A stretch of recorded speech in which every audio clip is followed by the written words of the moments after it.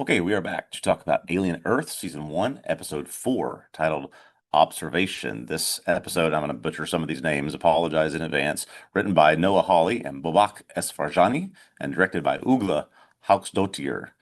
There, in this episode, again, titled Observation, there's a lot of observing and experimenting going on in the Prodigy labs with all the hybrids and aliens that they have running around. Wendy learns that she can hear the xenomorphs and that she can translate what she's hearing into a frequency that humans can also hear. Kirsch and Toodles allow the eye monster alien to infect a sheep, which increases brain function and adds intelligence. And at the end, Wendy sees the lung that is implanted with the xenomorph larva. It explodes, releasing the baby xenomorph into the lab, but Wendy is able to calm it down and begins to communicate with it.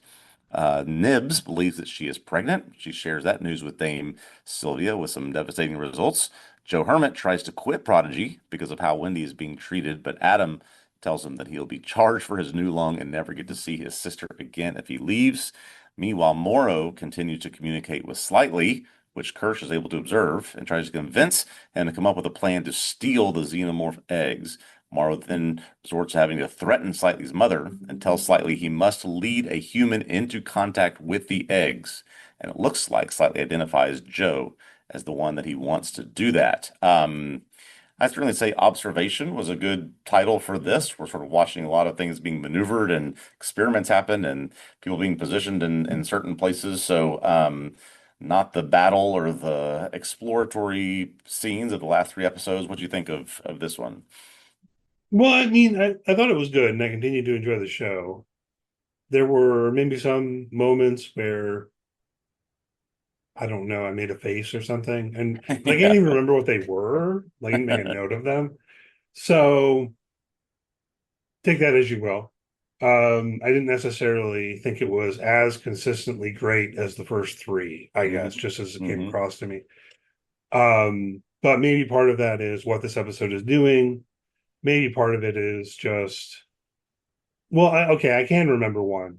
The running thing between Morrow and Slightly, where I don't know. I mean, I guess it works, but I almost feel like I have to squint a little to say, okay, Yeah. I see what the show is doing in terms of Morrow manipulating Slightly, but it doesn't always land for me, I guess. What about you? Yeah. Yeah. Interestingly, some of the stuff I liked most in this episode was, even though I think I was on the border of sort of complaining about it last week, some of the Lost Boys, the Wendy, their interaction, even how Slightly was corresponding with Morrow, just sort of the sort of childish naivete and what's going to happen here and what are we doing and just sort of all those different nuances of how they interact. I actually enjoyed a lot of that this week.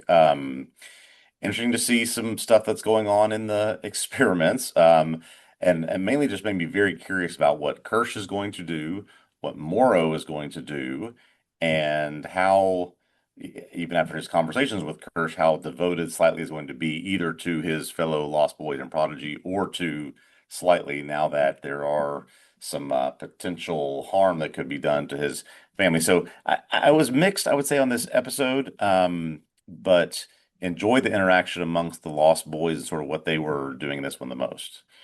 Yeah, and I do. I mean, to clarify what I was saying before a little bit, I enjoy the interactions and I enjoy Morrow. I think it's more, let me put it this way. Once we get to the point where Morrow is threatening Slightly's family, Hmm. then it's like, okay, yes, of course, I understand why this kid slash hybrid would do whatever Morrow's asking, Yeah. right? But before that, going back to like the beginning of their interaction, like the first Yeah. time this scary guy starts talking in my head, why wouldn't I like run to Kirsch and tell him about it? And it's like, I guess I can just swallow that. And yeah, kids sometimes do make that kind of decision. It's not totally implausible, but I think it was more at that initial level where I was feeling a little bit um, bothered or whatever the right word is in terms of how things were progressing, because it's like, it's clear they're doing this to serve the narrative of the show. Does it really work in terms of believing at the beginning of their interaction that Slightly would keep it a secret as opposed to, running and telling a quote unquote adult. Yeah, I think that's a good point because I think it's between episodes 3 and 4, they have 4 or 5 different conversations, Mordo and Slightly, sort of about more trying to build trust, trying to learn about who Slightly is, what he's doing, what he can do for him, what he wants him to accomplish with and so this it's this sort of long build up to the point where yes, we get to Slightly is not exactly doing what Mora wants. He has to resort to going to the family and threaten him. But along the way, along all those conversations, why, to your point, didn't Slightly go, tell someone about this? Or why is Kirsch seeing this, but not really intervening and sort of putting a stop to it? I'm very curious about that. Yeah, let's go ahead and go in that direction since we're here. Kirsta, I don't, at least in this episode, Kirsch does not do anything to stop Slightly, Right. right? He's totally observing this conversation where Morrow is telling Slightly to get a human being and take them to an egg and, get the face hugger on their face and all of that. Kirsch knows all of that, Yeah. doesn't do anything. Do you think he will? I do not think whatever is about to happen, I do not think Kirsch intervenes. And I think about it in terms of what humans are we dealing with right now? First of all, is Adam a human? I think that he I is. believe so. Okay. So we're dealing with Boy Cavalier, Adam, Dame Sylvia, the other male scientist that I can't remember his name, and Joe. I don't think Kirsch has a problem with any of them Yeah, getting thrown to the mouths of the eggs and see what happens to them. Even Boy. yeah. Dame Sylvia's husband. That was another moment. They just like threw that in there. Yeah, It's like, oh, they're married. I didn't know they were married. Why are we I didn't suddenly either. learning that I they're did married? not know that either. No. I didn't make a note of his name, but that's the guy who was in Fargo, the actor whose name I also don't But yeah, know. Arthur Sylvia. So Dame Arthur Sylvia and Sylvia. Arthur Sylvia. Um, sorry, yeah. I don't think Hirsch is going to stop slightly, um, which I do think is funny. And Kirsch is really an intriguing character to me. But as a synth and putting him then in kind of conversation in my mind with what we know about David and Ash and Yep. how they behaved, it just kind of seems like Kirsch might think that would be interesting to observe. Isn't it funny how I thought the exact same thing that everything I think of what Kirsch is doing and what he might do going forward, I think about in the context of what I know about David and Ash and what they hid from people, what they tried to do, what their missions were. Just, I guess, assuming that, yeah, Kirsch is going to follow that path and be the same thing. Right, which may not be the case, right? We Right. shouldn't make too Exactly. big of a presumption. But I do think that he's really well done. And so many things in terms of the vibe and the tone of the show are so well Yeah. done. Yeah. I did listen to the first episode of the official podcast. I don't know if you had a chance to check this out at all. I have now done the last 3, yes. I only listened to the first one, but they were talking to Noah Hawley, and I'm just thinking now about some of the things he said about how, kind of along these lines of recreating the vibe, the tone, this sort of so like it feels like Alien. I mean, I guess it's just putting words on something we already know because it's a similar Yeah. thing with Fargo, right? Where it's not like it's Fargo because it's in some direct connection with the movie, but Right. it kind of feels like the movie. Yeah. And he's doing the same thing here and doing quite well. The other thing I thought was interesting in there, we've talked about the other alien species, and his line on this that the reason we have them is because everyone always already knows how the xenomorphs work, Right. Right. right? So like when you're watching the first Alien film for the first time, you don't, right? So it's like, oh, there's this facehugger thing. Oh my God, something came out of his chest. Oh, what? No, and that in a certain way, he's trying to repeat Mm, that sort of experience yeah. at some degree with like the eye octopus and things like that, which I thought was an interesting Yeah. line on it and makes sense now. I really feel like I get the idea at least of why those things are there. It's that tracks with the official podcast for this current episode for Observation. Talks with the director and some of the special effects people about, in particular, the eye octopus alien and putting it into this sheep and how much they wanted to not just make that sort of a gory body horror, almost humorous thing, but just sort of show the dread of what happens and the horror of what happens after it accomplishes what it's supposed to, and just the unknown of what's going to happen next, right? Talk about having this animatronic sheep that they could teach to cock its head, sort of make it do things sheep would not normally do, just to make you sort of throw you off a little bit, and how they're just trying to really put you into the unknowns. It was, yeah, pretty interesting to learn what they're trying to do there with these things that we have not seen before, at least before this series. Right. And so it would seem like if that eye octopus gets in you, so it seems like it's now in control of the sheep, Yeah, and the sheep is now way more intelligent right. because it's no longer the sheep, it's the parasite, They're you saying know. problem it has problem solving skills now or something based on what they're seeing in its brain. Yeah, so that's very interesting to see what's going to happen next. And then, of course, you can't help but imagine, like, what if that got into a human being, and Hmm. the horror. Well, whether it happens in the show or not, it doesn't even have to happen. It just already plays in your imagination, and so I think that worked well ultimately. There are a couple other species we haven't seen. We'll probably see a bit more of. Yeah, Yeah, I yeah. don't know where things gonna get loose. But yeah, I was thinking, you mentioned the scene at the end. I know we're jumping around a bit, but Wendy goes in and she's looking at the lung, and it's just sitting there in like this glass tube. I was like, well, that's not going to hold the xenomorph, man. No. Um, and I enjoyed how the show immediately was like, well, of course you're right, Cameron. Just Yeah. that's right. Blast right Not out. even But any yeah, resistance, just like shot out of that like it was going through a piece of paper or something. Yeah, I mean, just we're not gonna like let you in the episode seeing it sort of swim around in there. Oh, what's gonna happen next? No, it is loose, and we're ready to go. yeah, and I just thought that was really amusing because in the moments leading up to that, I literally was sitting here thinking, well, is it really strong glass? Is it Yeah. reinforced glass? Could it be strong enough somehow? Because I mean, I don't think Hirsch is stupid. Right. You know what I mean? But to like the fact that pretty immediately it just busts out. It was, and again, we have Kirsch observing, Observing. not intervening. Wendy, pets the xenomorph on the head. Cute little Hmm. xenomorphy. Yeah.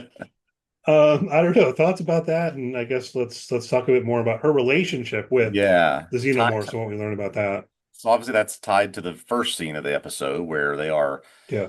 trying to work with her to figure out how she's communicating, taking what she has heard, translating into something that they can understand or use or adapt to humans. So there is clearly this connection there. And based on our conversation from last week, I've not gone back and watched, but I have read several people say that we might understand this a little bit more if you and I do go back and watch Alien Resurrection. That there is something there that would Okay. give us a little bit more sense of how or why this could happen. Now, obviously, there's nothing to do with hybrids in that movie, but there might be something to do with the connection. So that is, I mean, it's sort of the unanswerable question at this point of there's clearly this ability to not only communicate but also to relate to and empathize with the xenomorph between Wendy and this creature.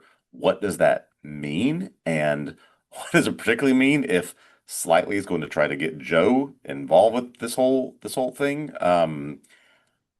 Boy, I just it's tough to speculate on what Wendy's role is going to be here if she can communicate with it, but also she has, like the synth, some kind of connection to it. We've thrown around the idea of being empathetic to these things. Is she for these? I don't really know at this point. Well, I mean, she's petting it at the end. Yeah. So I mean, that's kind of, they're making friends, kind of, which is interesting. I can hardly speculate. I Yeah. mean, because you bring in the idea that Slightly's going to try to get Joe face hugged. Hmm. And so then, okay, there's a question there. Does that happen? Yeah. if that does happen, then I think we would go one way. If it doesn't happen, it would go a completely different way, right? Yeah. Um, then there's the other question of, well, what's going to happen with this xenomorph that's now loose in the lab? Can they contain it? Yeah. Will they contain it? How will they contain it? How might Wendy's relationship with it develop?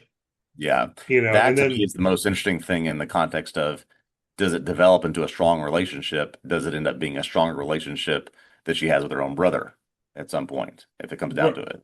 yeah, so I was gonna say, how do these things intersect? Yeah. Right? Um, would it end up being a stronger relationship than with her own brother? I don't think so. Right.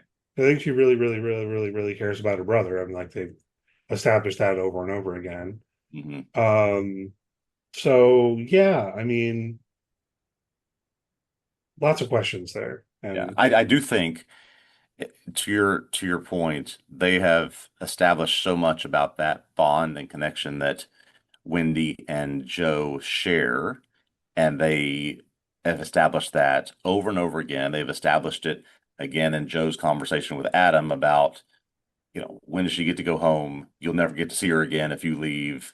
That's what inevitably what keeps him there. How strong that bond is, probably to set up something later, so that there's some choice that has to be made between saving him, what's happening with the xenomorphs. It just sort of seems to be slightly telegraphing that. I'm not mad at it, but I just think that's probably what's coming.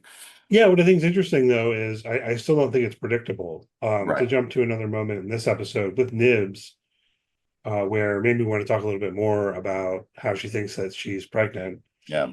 But what I was thinking of at the moment is throughout that whole scene with Dame Sylvia, I mean, there was a moment where I seriously thought Nibs might kill her. Yeah. Yeah. Absolutely.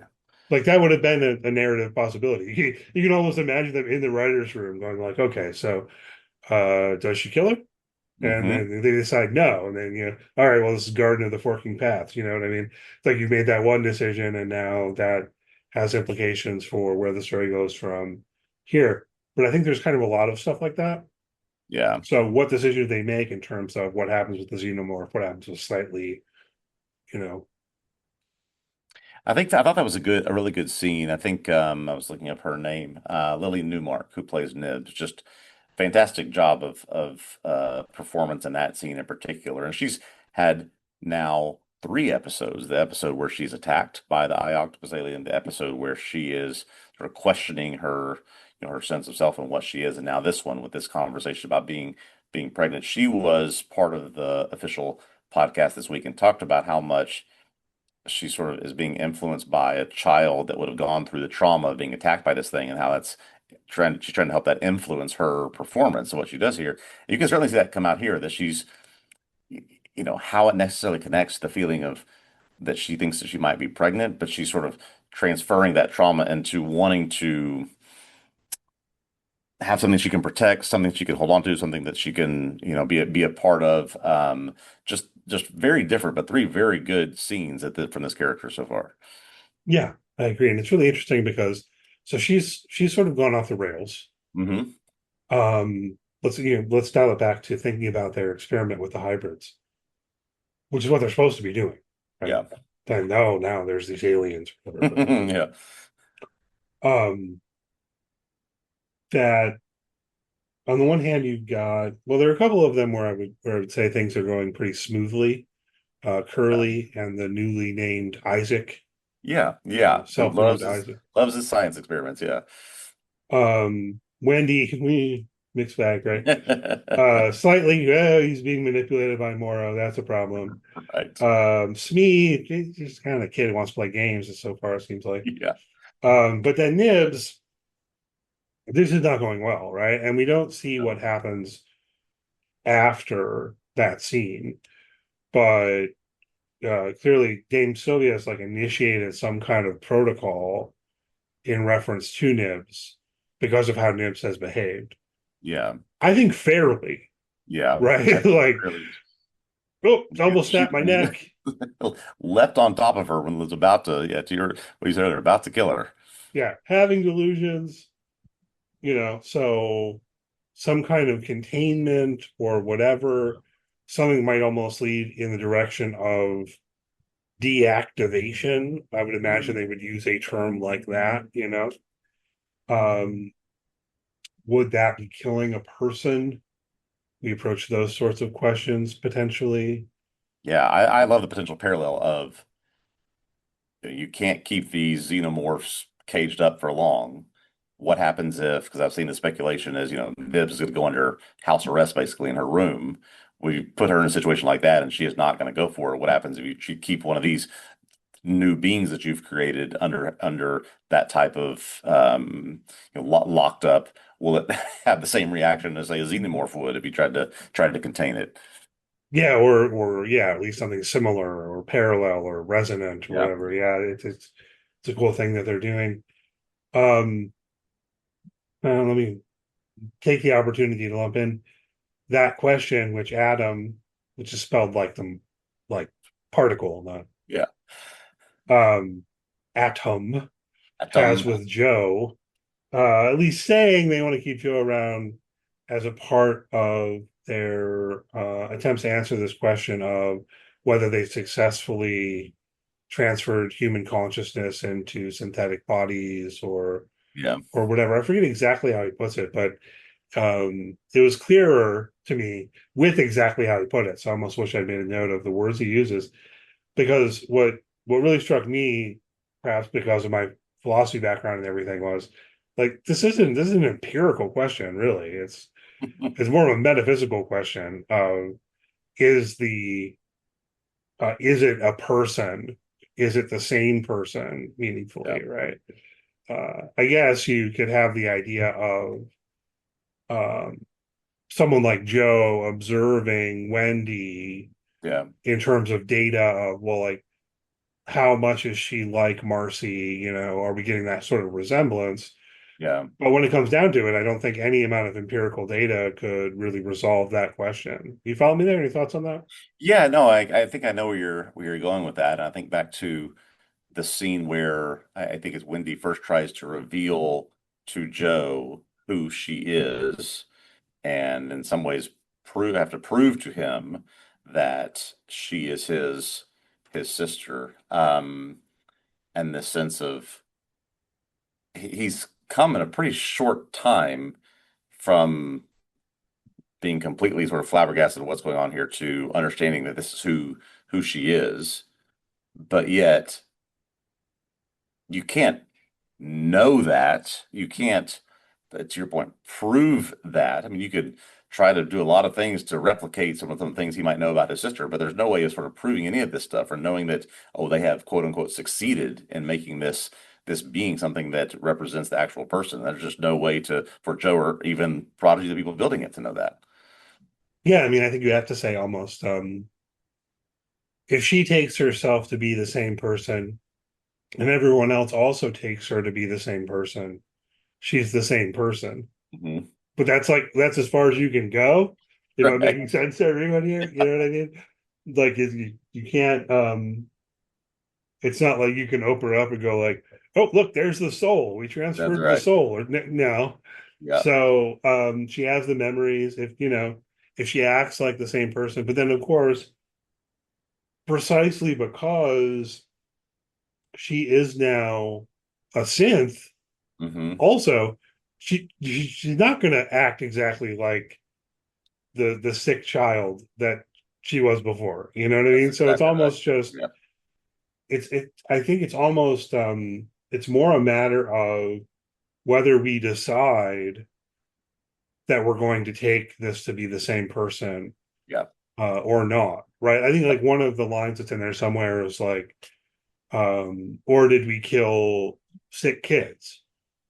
Forget Yeah. who says this again. Yeah. The worst case scenario is we killed six is. Yeah. That's exactly right. I was watching that and I thought, well, it's like, well, you did. Yeah, so I don't know what the perhaps the worst case scenario was that's exactly what happened. Like, but you did kill the kids. You know what I mean? Like, maybe you also managed to effectively copy their consciousness into synthetic bodies, Yeah.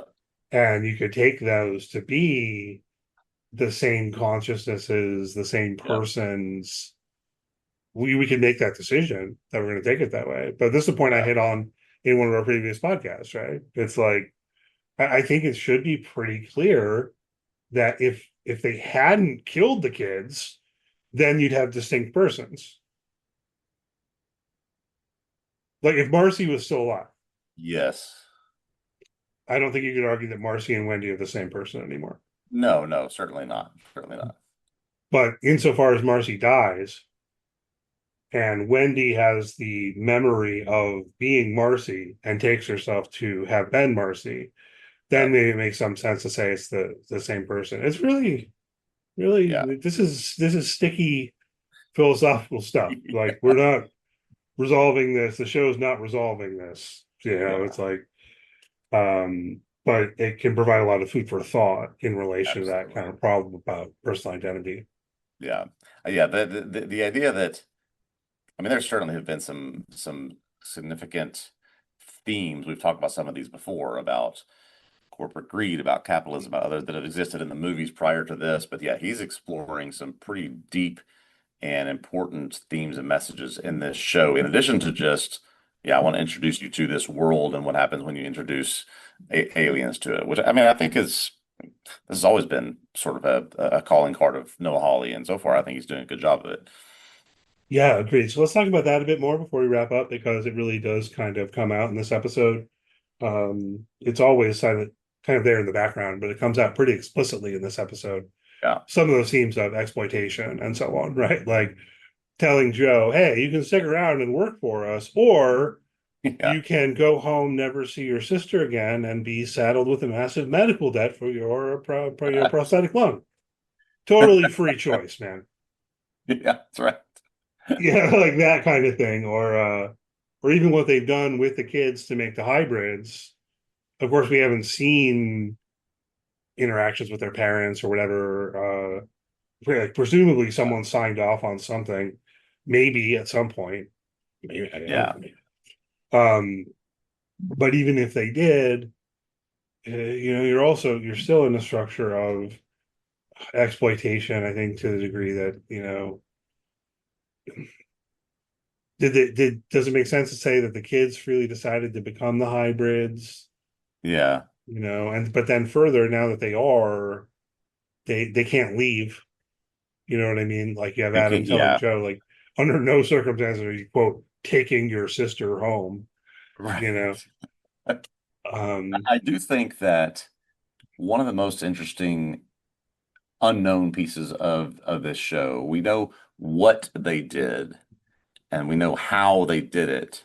Other than just a few brief comments about wanting to solve immortality, we don't really know why they did it. We don't know why they were given certain powers, why they were done.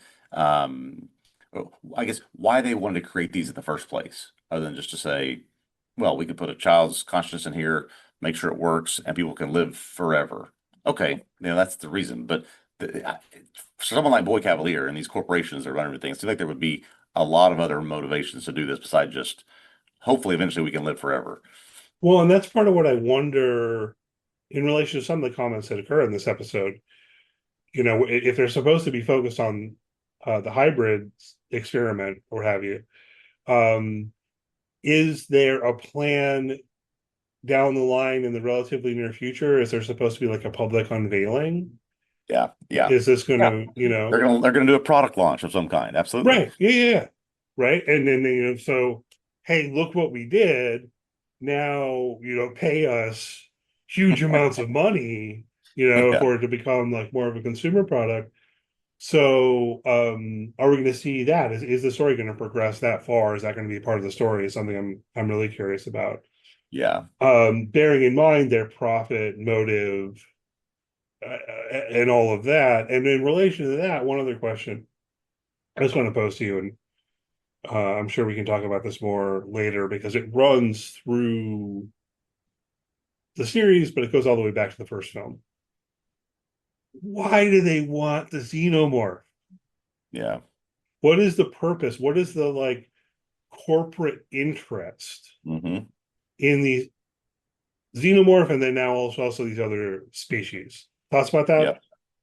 Yeah, I mean that's been the question since the first few minutes of the first movie. Yeah, what is the point of these things serve? And you can speculate about things. You can speculate that they have how they have evolved, how they survive, what they're that they have certain healing properties, that they have certain things that they can do in terms of their defense of themselves, and how we can adapt some of those things. But they've really given zero clues to that in this show, and maybe we'll never know that. It's just a sense of also were they looking for these things specifically or explicitly, or this is just what we found along the way, and so we want to come see what we've got here? I don't Yeah, know that we know from any of the properties that we have those answers either. yeah. I mean, I think you could almost take it as a symbol of that impulse towards technological innovation. Yep. Excuse me, without a preconceived purpose or goal. Yep. You Yep. know, and that definitely be one way to take it. That from a certain mind frame, you look at the xenomorph and go like, "Ooh, wow!" Yeah. You know, let's find out more. You know, where might this go? What might be possible? You know, as opposed to having a preconceived sort of notion. But I don't know. I just found myself thinking about it again because clearly one possible purpose could be war or, you know, as Mhm. a weapon of some Yep. kind or something like that. Um, biological weapons, whatever. Um, but then that intersecting with the kind of interest that we see from Boy Cavalier and Prodigy in general and so on. I guess I just got thinking about it again. I don't know if that Yeah.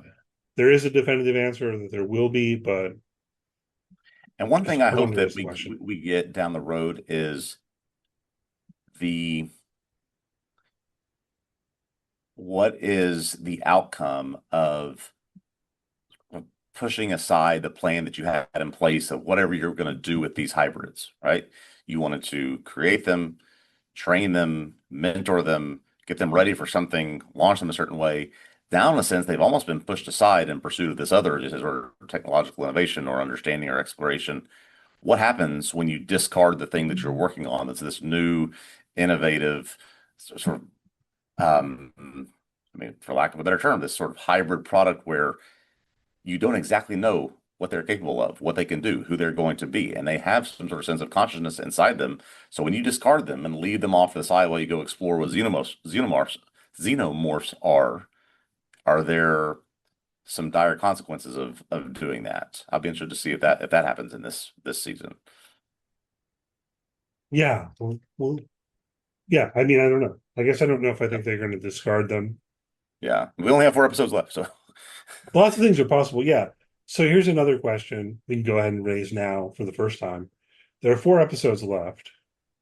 I know from things that I've read that Noah Hawley at least has the interest in making more than this one season. yes, yeah, yeah, Um, I recall reading some things.